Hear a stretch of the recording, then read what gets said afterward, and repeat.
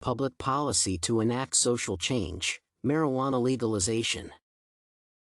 Public policy includes the decisions and actions that governments take to address certain public issues and problems such as crime. Crime in most societies is dealt with through the legal system and criminal justice institutions which outline and enforce set consequences for particular crimes. The fact that crime attracts penalties or punishment is meant to deter criminals from committing a crime. Criminal justice, therefore, involves the threat of sanctions which include the loss of freedom, property, and, at times, life. This has been the basis upon which criminal justice policies and criminal justice institutions operate. This form of criminal justice, though fair and effective in most instances, has, however, failed to provide long-term solutions to the prevention of crime. Crime prevention strategies should therefore involve collaboration between criminal justice and public institutions. In this way, criminal justice policies can be made part of public policy, thus offering a long-term solution toward the prevention and alleviation of crime in society. Criminal justice and public policy are consequently interrelated in that it is through public policy that the criminal justice system gains legitimacy. Public policy also outlines criminal justice policy, which acts as a guideline for criminal justice institutions. It is also through the criminal justice institutions that criminal justice policies are enacted and enforced. One of the major crimes that affect our society today is the use of and peddling of illegal drugs.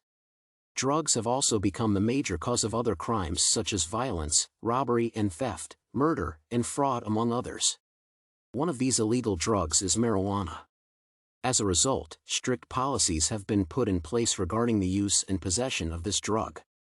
The criminalization of marijuana has, however, generated great controversy, as some people consider it to be medicinal and religious and therefore view its illegality as unfair and as an infringement on their rights. Others view it as a fairly mild drug similar to alcohol or tobacco, which should not warrant the stiff penalties put in place. Its criminalization is also viewed as having an unnecessary strain on the country's resources.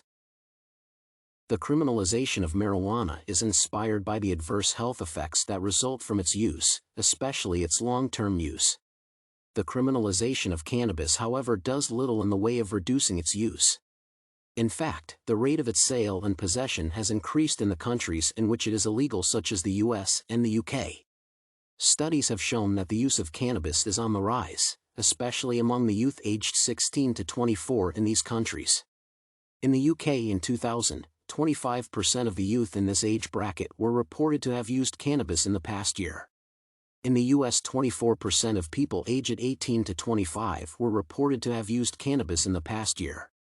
These numbers clearly indicate that the use of the drug remains rampant even with its illegality. The criminalization of cannabis has also been criticized as a waste of scarce public resources. These resources, in the form of judicial resources for the prosecution and processing of cannabis offenders, could be used for worse crimes than marijuana use. The penalties are also excessive. In the US, for example, simple possession can attract up to 30 years. As the criminal justice system has failed, an alternative public policy should therefore be adopted to deal with this issue.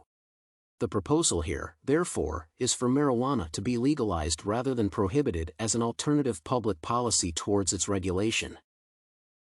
Legalizing marijuana will place the drug in the same caliber as alcohol and tobacco, which will make its regulation much easier, effective, and inexpensive.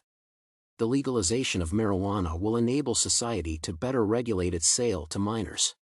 This proposal towards the legalization of marijuana is also strongly hinged on the fact that its illegal stature has more adverse effects on society than its use.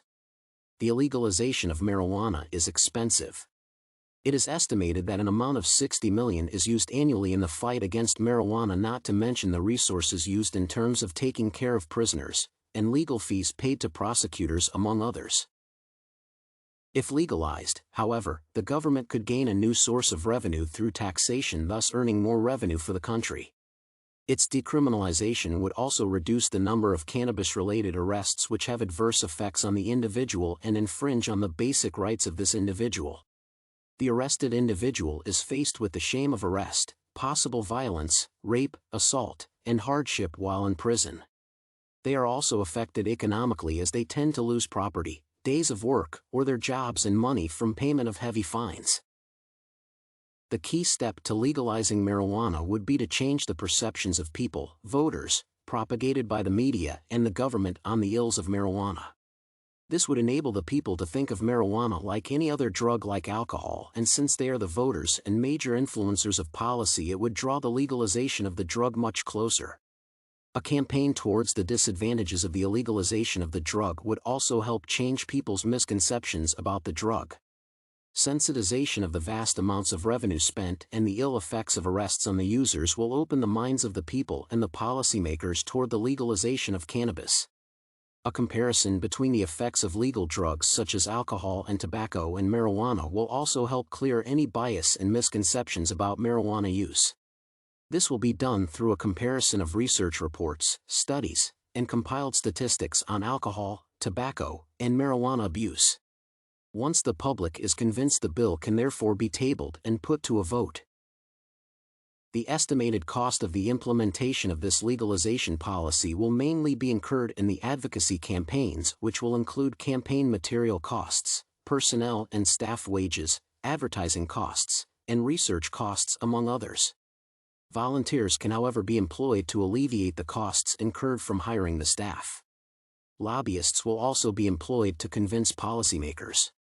Other religious organizations and sympathetic organizations such as the MPP will also be brought on board for the campaigns and lobbying and funding.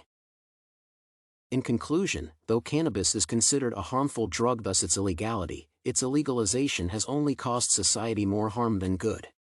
With the legalization of the drug, therefore, society will not only be able to protect the non-user but also the user and society as a whole.